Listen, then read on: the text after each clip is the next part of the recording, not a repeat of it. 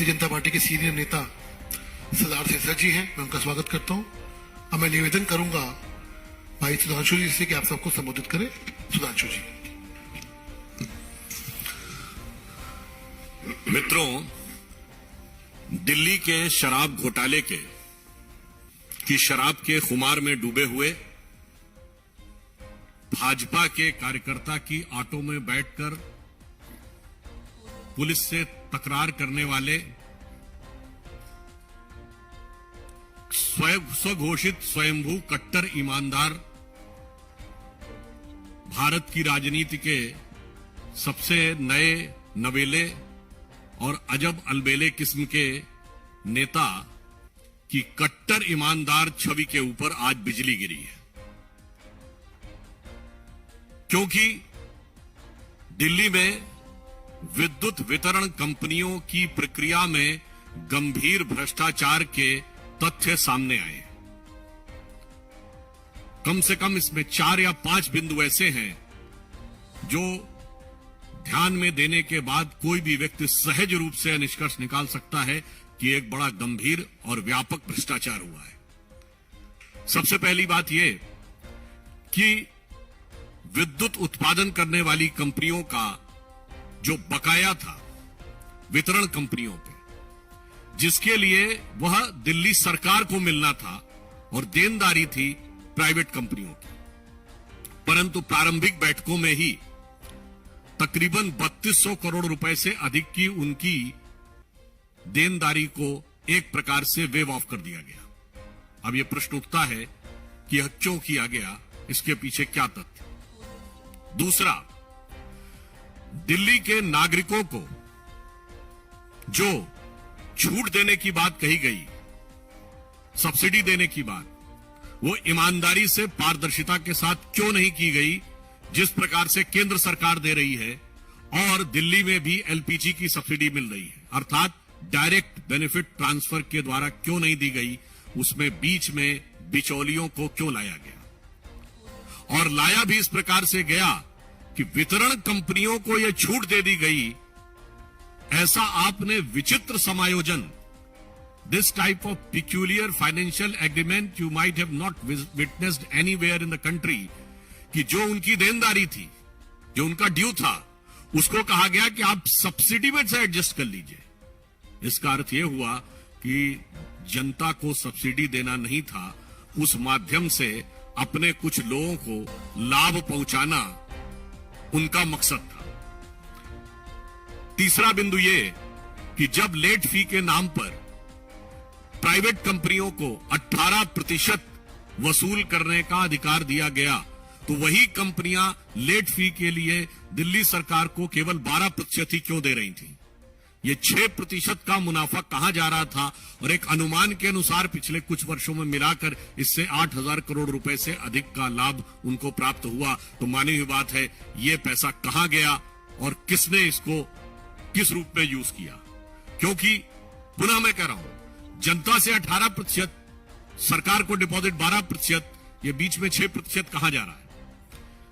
और अगला पॉइंट उससे भी अधिक महत्वपूर्ण है कि ये जो डिस्कॉम्स होती थी, यानी विद्युत वितरण कंपनियां, इनके बोर्ड में सरकारी अधिकारी नामित होते थे।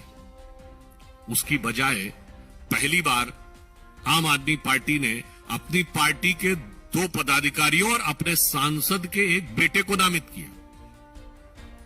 इस विषय पर हम उनसे साफ पूछना चाहते हैं कि राजनीतिक व्यक्तियों को डिस्कॉम के बोर्ड पर नियुक्ति करने के पीछे उनका क्या उद्देश्य था। क्या यही उद्देश्य था कि ये सब जो प्रक्रिया थी ये होती रहे। एक बार हम यह भी मानते कि वो विद्युत के क्षेत्र के विषय विशेषज्ञों को नियुक्त करते तो फिर भी हम मान लेते। ना अपने अधिकारियों को हटाया, नियुक्त किया, विषय विशेषज्ञों को नहीं नियुक्त किया, अपनी पार्टी के पदाधिकारियों और नेताओं को नियुक्त किया। और उनकी ही उपस्थिति में वेवर भी हो जाता है, उनकी उपस्थिति में यह नीतियां तय हो जाती हैं कि वो लोग अपनी देनदारी इस ढंग से एडजस्ट कर लेंगे। जबकि मजे की बात यह है कि जो तीसरी कंपनी है उसने सारी अपना पेमेंट लगातार किया और उनपे ना कोई देनदारी है ना कोई प्रक्रिया है। ये सारी की सारी देनदारी इन 2 कंपनियों पे से ही क्यों है। और अंतिम बिंदु ये हम याद दिलाना चाहते हैं, ये तो वही केजरीवाल जी थे। वैसे तो हर पुरानी बात वो भुलाते झुटलाते चले जा रहे हैं, मगर उन्होंने ही तो कहा था शीला दीक्षित जी की सरकार के समय कि इसमें बड़ा भारी घोटाला हुआ है, हम आएंगे तो यह रिलायंस पावर जो अनिल अंबानी जी की कंपनी है इसके विरुद्ध कार्रवाई करेंगे, इसको हम करके दूसरी कंपनियों को देंगे। और आज उन्हीं कंपनियों के साथ इतना सुविधाजनक भ्रष्टाचार युक्त एडजस्टमेंट, हम उनसे यह सवाल पूछना चाहते हैं। 3 प्रश्न। नंबर 1, आपने कहा था कि आप इस नीति को बदलेंगे और उन कंपनियों की जगह दूसरी कंपनियों के द्वारा कार्य करेंगे, आपने उस पर क्या निर्णय लिया? नंबर 2, आपने बोर्ड में राजनीतिक लोगों को क्यों नियुक्त किया? नंबर 3, सब्सिडी को वेवर करने का निर्णय किस आधार पर लिया और उससे कंपनियों को कितना लाभ और इसमें कितना किकबैक लिया गया? और अंत में हम यह कहना चाहते हैं, दिल्ली की आम जनता को मिलने वाली सब्सिडी सीधे प्रत्यक्ष पारदर्शी तरीके से प्रत्यक्ष लाभ हस्तांतरण डायरेक्ट बेनिफिट ट्रांसफर के द्वारा क्यों नहीं दी जा रही है? जबकि दिल्ली में ही एलपीजी की सब्सिडी दी जा सकती है, तो बिजली की सब्सिडी क्यों नहीं दी जा सकती है? इसका अर्थ यह हो गया कि सब्सिडी के नाम के ऊपर जनता के वास्तविक लाभ से अधिक भ्रष्टाचार करने का उद्देश्य था और अपनी जेब भरने का उद्देश्य था। इसलिए जिस विषय की रिकमेंडेशन भी 2018 में की गई है कि डायरेक्ट बेनिफिट ट्रांसफर के द्वारा ये होना चाहिए, वह क्यों नहीं किया गया? इन 4 प्रश्नों का उत्तर दिल्ली सरकार को देना चाहिए, क्योंकि यह उनके भ्रष्टाचार को, जैसे बिजली की रोशनी होती है ना, बिजली की रोशनी से, बिजली की गज से, अब मुझे तो ऐसा लग रहा है जैसे शराब के नशे में आदमी कभी गलत सलत बिजली का स्विच भी छू देता है तो करंट लग जाता है, तो मुझे लगता है शायद उसी प्रक्रिया के तहत इन्होंने भी कुछ किया है। तो नशे में भी थे, करंट भी लगा, और ईमानदारी और निष्ठा तो ये थी कि आप याद करिए, शराब के मामले में अपनी ईमानदारी साबित करने के लिए बापू की समाधि पर गए थे, मगर कल बापू की जयंती पर उन्हें वहां जाना ध्यान नहीं आया।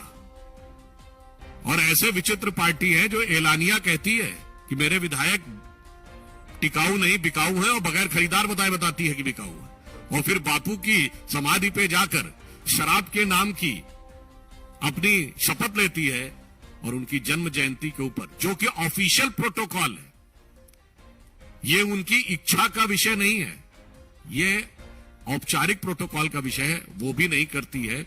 इसलिए हम इस विद्युत घोटाले के ऊपर साफ साफ उनसे जवाब चाहते हैं कि इन 4-5 बिंदुओं के ऊपर उनका क्या स्टैंड है और क्या कार्रवाई कर रहे हैं।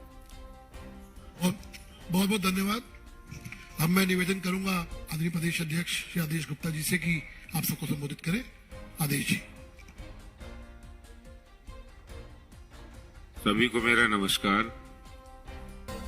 दिल्ली में अरविंद केजरीवाल सरकार जो भी काम करती है उसकी मंशा उसमें बड़े भ्रष्टाचार की होती है। शराब के लाइसेंस, L1 लाइसेंस का कमीशन उन्होंने बढ़ाया, 12% किया और उसमें से 6% लिया। यहां भी 6% का खेल है। यहां उन्होंने 18% जो इंटरेस्ट लेट पेमेंट का देना था बिजली कंपनियों को, डिस्ट्रीब्यूशन कंपनी यानी दिल्ली सरकार को, जो दिल्ली सरकार की पावर डिस्ट्रीब्यूशन कंपनी है ट्रांसको और दिल्ली ट्रांसको लिमिटेड और इंद्रप्रस्थ पावर लिमिटेड, इन दोनों कंपनियों को, जो दिल्ली सरकार की कंपनियां हैं, उनको 18% अगर लेट पेमेंट होगा तो 18% उस पर इंटरेस्ट लगेगा। उसको घटा के 12% किया गया, यानी 6% कम किया गया। और वो पैसा जिसका कम हुआ वो किसका कम हुआ? दिल्ली सरकार का। जैसे शराब पॉलिसी में इन्होंने 12% किया था, जिसका 6% वो पैसा अपनी जेब में लेते थे, वो पैसा सरकार का कम हुआ। उसी तरह से इन्होंने 6% पैसा सरकार के खाते में कम आया। ये उसके गुनहगार हैं। और किसने किया ये करने वाले और नीतियां बनाने वाले अपने लोगों को वहां बिठाया गया। जिस बोर्ड में सरकारी आदमी होना चाहिए, जिस बोर्ड में कोई ऑफिसर होना चाहिए, उस बोर्ड में आम आदमी पार्टी के नेता जस्मिन शाह जो प्रवक्ता है उनको बिठाया गया, केजरीवाल के राइट हैंड ने। उसमें आम आदमी पार्टी के राज्यसभा मेंबर एनडी गुप्ता जी के बेटे नवीन गुप्ता को बिठाया गया। क्यों बिठाया गया?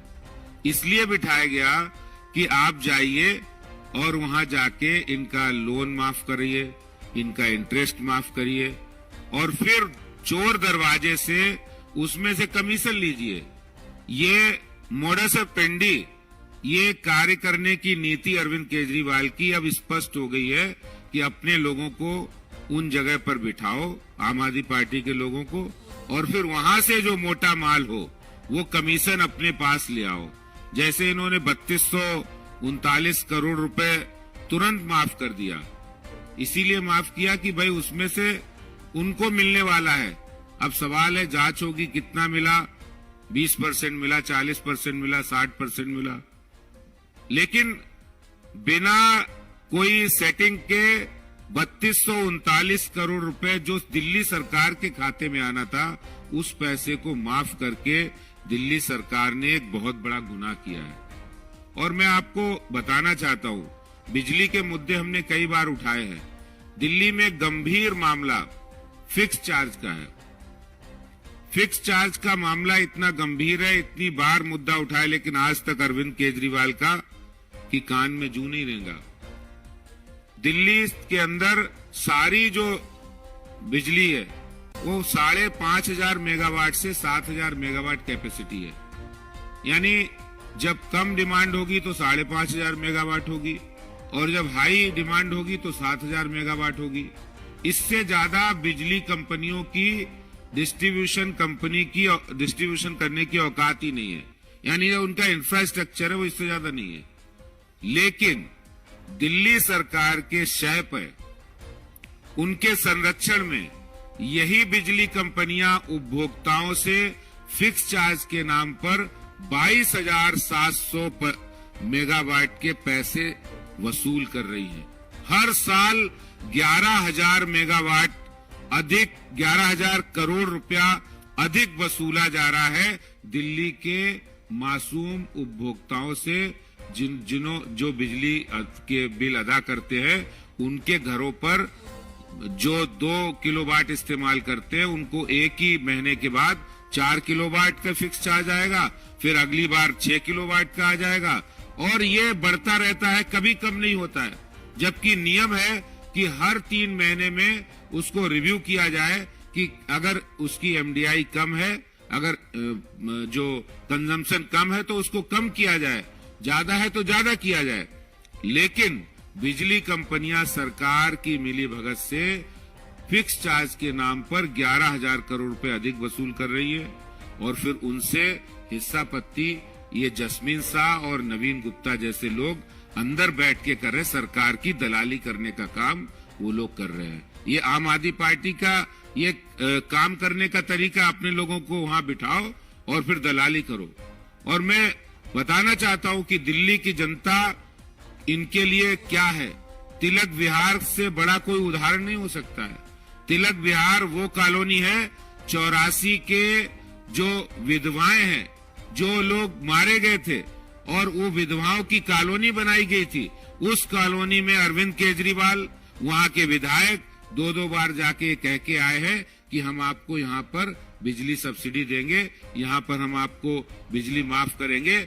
लेकिन आज तक, मैं वहां गया था मैं स्वयं, और आपको ध्यान होगा मैंने प्रेस भी की थी, लेकिन आज तक वहां लोगों के 1-1 लाख रुपए के बिल आ रहे, डिसकनेक्शन के नोटिस आ रहे हैं उन विधवाओं को, लेकिन आज तक उन्होंने अपना वादा पूरा नहीं किया। ये दिल्ली सरकार की हकीकत है।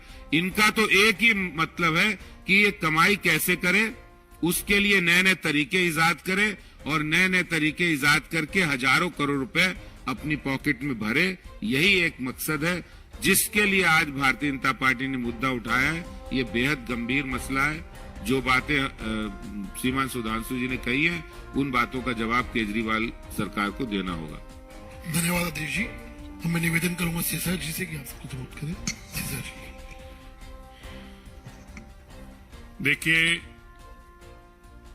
3239 करोड़ रुपया 3249 मतलब 3250 करोड़ रुपया किसने माफ किया है? ये 3 लोगों ने, जिसका नाम जैस्मिन शाह, एनडी गुप्ता जी का बेटा नवीन गुप्ता और उमेश त्यागी, जो तीनों इन्होंने बीएसईएस राजधानी में भेजे थे, जिसमें पहले सेक्रेटरी पावर और सेक्रेटरी फाइनेंस नॉमिनी होते थे, उसकी जगह प्राइवेट लोग भेजे।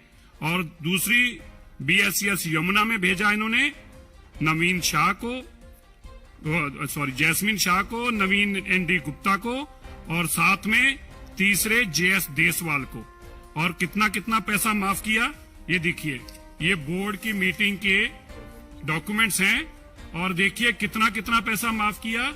जो बीएसईएस राजधानी है, इस बीएसईएस राजधानी के अंदर 1301 करोड़ रुपया, 1301 करोड़ रुपया। और दूसरा बीएसईएस, उसमें 1946 करोड़ रुपए, 1946 करोड़ रुपए, 48 करोड़, 1948 करोड़ रुपए। और ये 3 लोगों ने 3250 करोड़ रुपया जो माफ किया, अरविंद केजरीवाल जैसे विजय नायर को शराब के काम के लिए 6% कमीशन लेने के लिए इस्तेमाल किया था, यहां पे जैस्मिन शाह को इस्तेमाल किया 6% कमीशन लेने के लिए। और जैसे सुधांशु जी ने बताया, आपको ध्यान में होगा, दिल्ली में 3 पावर कंपनियां पावर दे रही हैं, बीएसईएस राजधानी, बीएसईएस यमुना और टाटा। लेकिन इन 2 कंपनियों को पैसा छोड़ दिया गया और टाटा ने अपना पैसा पूरा जमा कराया। 18% ब्याज से खुद घर बैठ के तय कर दिया मनीष सिसोदिया और अरविंद केजरीवाल ने कि अब ये 18% की जगह 21,000 करोड़ रुपए आउटस्टैंडिंग है। 21,000 करोड़ रुपए आउटस्टैंडिंग है जो सरकारी कंपनी को देने का, उसमें से 3239 करोड़ रुपया माफ कर दिया। आज के बाद अरविंद केजरीवाल जी को कमीशन वाला मुख्यमंत्री कहना चाहिए, दिल्ली का नहीं। अरविंद केजरीवाल कौन से मुख्यमंत्री जी? कमीशन वाले मुख्यमंत्री। और कमीशन कितनी फिक्स कर दी? 6%। हर जगह से 6%, 18 की जगह 12 लेकर 6% यहां भी कमीशन ली। और ये 2000 दोनों, ये हम अपने पास से नहीं कह रहे, 2022 को 31 मार्च 2022 की ये इनकी खुद की डायरेक्टर्स की मीटिंग है। और उसमें लास्ट में आप पढ़ेंगे तो 1301 करोड़ रुपए एक में और 1948 करोड़ रुपया दूसरे में। जैस्मिन शाह, नवीन एंड गुप्ता और तीसरे देसवाल, इन लोगों ने बैठकर दिल्ली के सरकारी खजाने में से इतना पैसा माफ कर दिया। अब आप समझ लीजिए, अगर आधे भी लिए होंगे तो भी 1600 करोड़ होगा।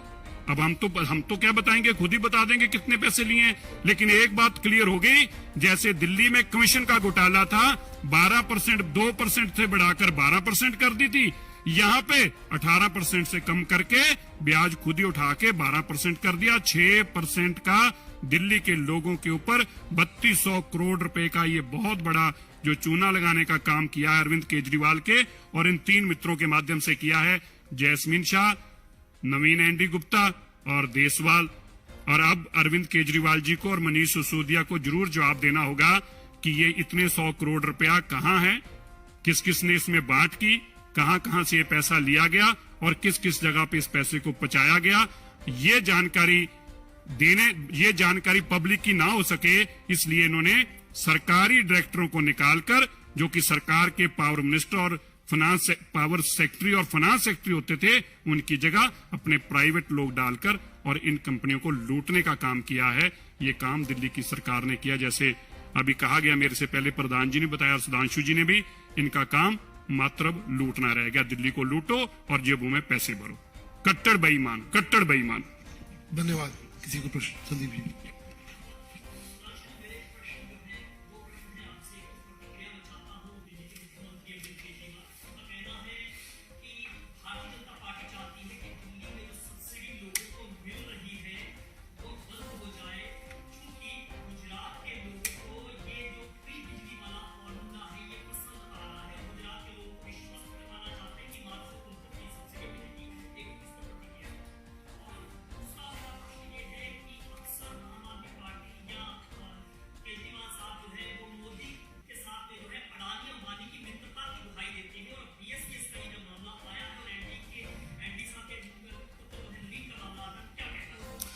देखिए, सब्सिडी पे हमने अपने वक्तव्य में भी स्पष्ट किया, हमारे दोनों साथियों ने भी स्पष्ट किया, हम सीधे चाहते हैं कि डायरेक्ट बेनिफिट ट्रांसफर के द्वारा सब्सिडी क्यों नहीं दी जा रही है। यदि पूरे देश में प्रत्यक्ष लाभ हस्तांतरण से दी जा सकती है तो सिर्फ यहां पर बिजली की सब्सिडी कंपनियों के थ्रू घुमाकर क्यों दी जा रही है। दूसरी बात, जो एडजस्टमेंट किया गया है कंपनियों के साथ सब्सिडी के रकम का, उसका ऑडिट हुआ क्या?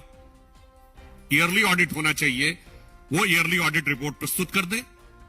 इसका अर्थ यह हो गया कि मुफ्त बिजली देने के नाम के ऊपर असली मलाई वो अपने मित्रों को खिलाना चाहते थे। अन्यथा पुनः हम कह रहे हैं, हम सब्सिडी देना चाहते हैं जैसे देश में दे रहे हैं, सीधे पारदर्शी तरीके से, साफ। जैसे किसी जमाने में कहा था ना, 1 रुपया चलता 15 पैसे पहुंचता है, 100 का 100 पैसे पहुंचता है। सीधे पैसा सरकार से जाना चाहिए और लाभार्थी के अकाउंट में जाना चाहिए, ये बीच में कोई नहीं होना चाहिए। अच्छा, दूसरी बात जो उन्होंने कही, जो आरोप लगाते हैं तो पूछना चाहते हैं ना, जिन कंपनियों पे वो आरोप लगाते थे, आज कुर्सी पे आने के बाद, मतलब कुर्सी की गद्दी की गर्माहट से रिश्तों में इतनी गर्माहट कैसे आ गई और वो सारी कड़वाहट कहां चली गई? जिसके दावे वो टोपी पहन पहन के किया करते थे, मुझे लगता है कि अब टोपी किसी और को पहना दी है, इसलिए टोपी भी गायब है और वो कड़वाहट भी गायब है। अब वो मुस्कुराहट और गर्माहट में बदल गई है। हाँ, बल्कि एक बिंदु ये भी है, उन कंपनियों के बोर्ड में आम आदमी पार्टी के, सरकार के प्रतिनिधि नहीं, पार्टी के प्रतिनिधि हैं। तो ये दिशा दर्शाता है कि कितनी आत्मीयता, कितनी भावनात्मकता। और बल्कि एक ऑन द लाइटर नोट कहूं, कल गांधी जयंती थी, तो गांधी जी के विषय में कहा जाता है कि वो राजनीति में अनासक्ति के प्रतीक थे। अब लगता है केजरीवाल जी राजनीति में संपत्ति के प्रतीक होते जा रहे हैं। रविंद्र जी,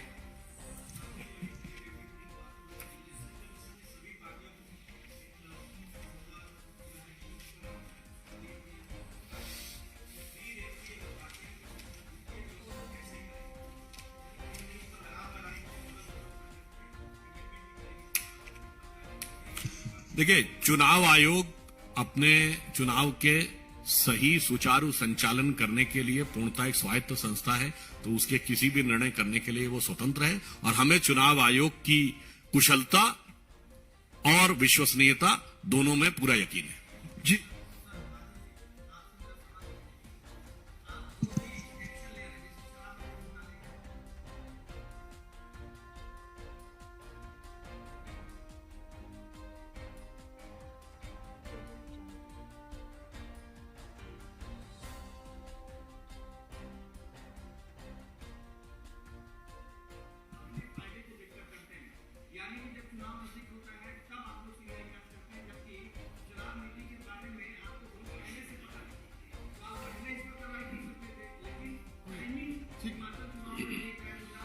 टाइमिंग की बात होगी। ठीक, देखिए, जनता के फायदे के लिए कभी भी अगर जनता का फायदा जिसमें हो रहा है, जिसमें भ्रष्टाचार उजागर हो रहा है, उसकी टाइमिंग कभी भी हो सकती है। लेकिन कुछ लोग उसको टाइमिंग से ही जोड़कर देखना चाहते हैं, क्योंकि उनको लग रहा है कि ये टाइमिंग नहीं होनी चाहिए, हमने भ्रष्टाचार किया है तो आप चुनाव के बाद बताइए, आप तब बताइए। तो भ्रष्टाचार उजागर हुआ है तो बीजेपी 1 साल से कह रही है, भारतीय जनता पार्टी तो 1 साल से हम आंदोलन कर रहे हैं। देखिए, इसमें ये समझ लीजिए, कोई 6 महीने बताइए जिसमें कोई चुनाव ना आता हो। इसलिए मामला वक्त का नहीं, मामला नियत का है। विषय पर ही रहिए। विषय पे जी बाद में कर लेंगे। विषय के ऊपर आज जी इसी विषय जी जी, दास कृष्ण।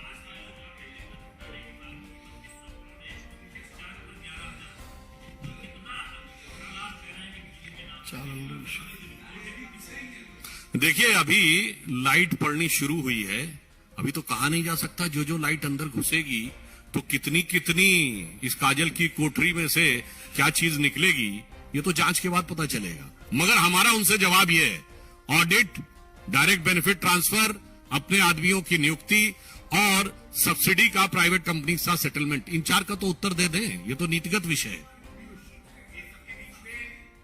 अंकित,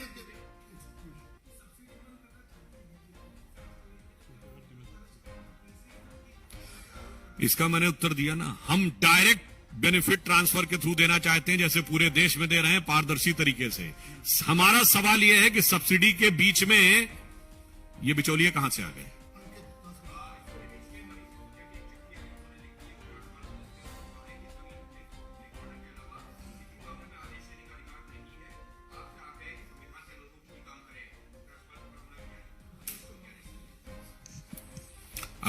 संविधान के संदर्भ में ये बताइए, ये सीए एनआरसी पे इनको अधिकार था जो स्टेट भी नहीं है पूरा?